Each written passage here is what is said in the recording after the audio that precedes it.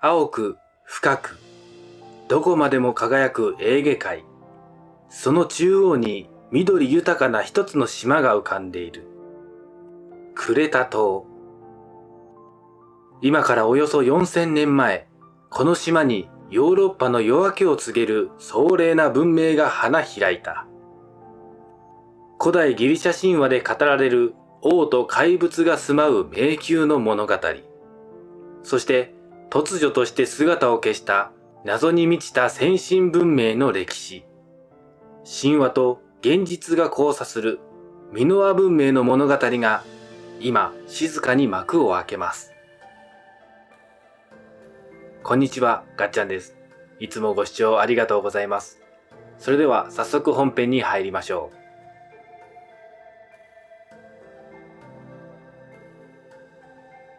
1900年、イギリスの考古学者アーサー・エヴァンスによってこの文明は発見されました。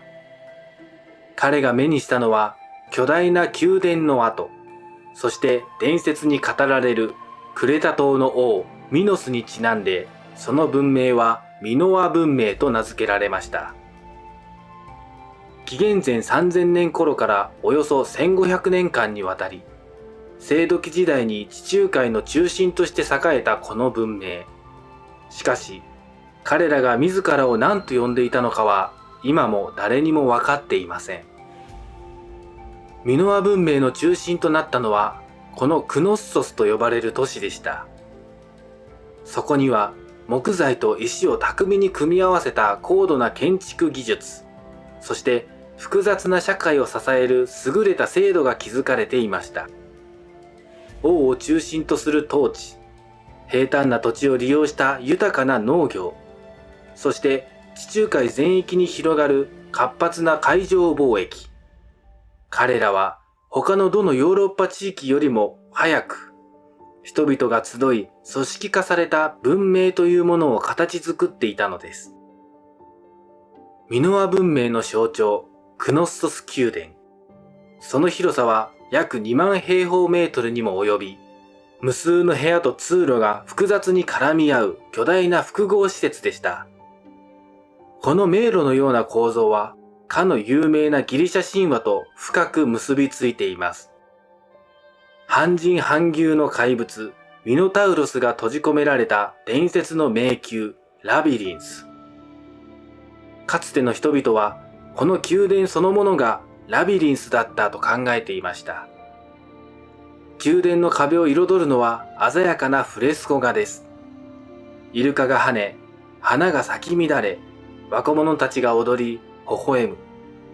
そこには古代メソポタミアやエジプトに見られるような王の偉業や戦争の記録はほとんどありません。ミノア文明は戦争よりも平和や自然との調和、そして人々の暮らしの豊かさを尊ぶ文化であったことを、これらの壁画は雄弁に物語っているのです。ミノアの人々は独自の文字を持っていました。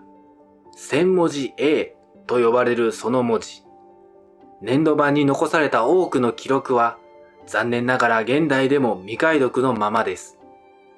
彼らが何を記し、何を伝えようとしたのか、その真実は今も歴史の闇の中に隠されています。しかし、彼らの芸術と技術は雄弁に語ります。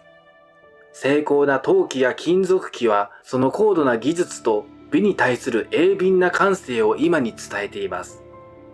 そして彼らの文明には牛を神聖視する独自の宗教観がありました。神話にも登場するブルリープと呼ばれる儀式。若者たちがオス牛の背を飛び越えるという危険でありながらも躍動感あふれる儀式は、彼らの勇気と信仰の象徴だったのかもしれません。これらの文化の多くは、後の古代ギリシャ文明にも大きな影響を与えていくことになります。ミノア文明の繁栄を支えたもう一つの柱、それは海でした。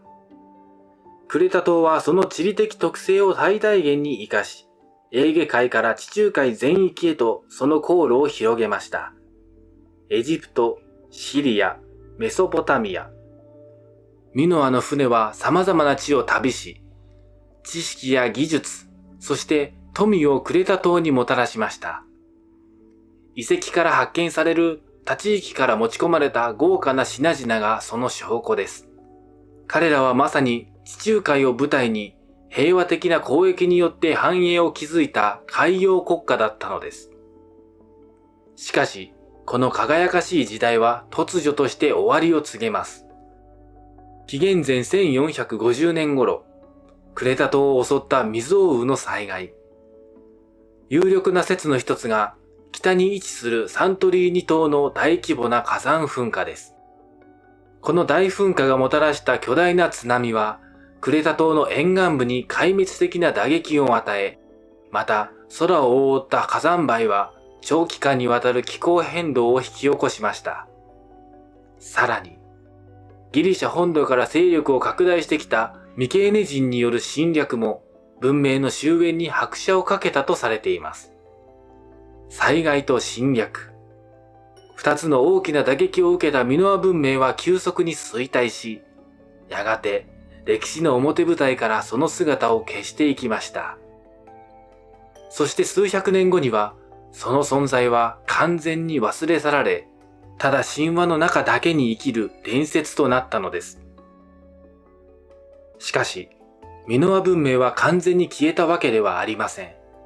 その芸術、建築の理念、そして神話は、後の古代ギリシャ文明へと引き継がれ、やがてヨーロッパ文明の根幹を形作っていきます。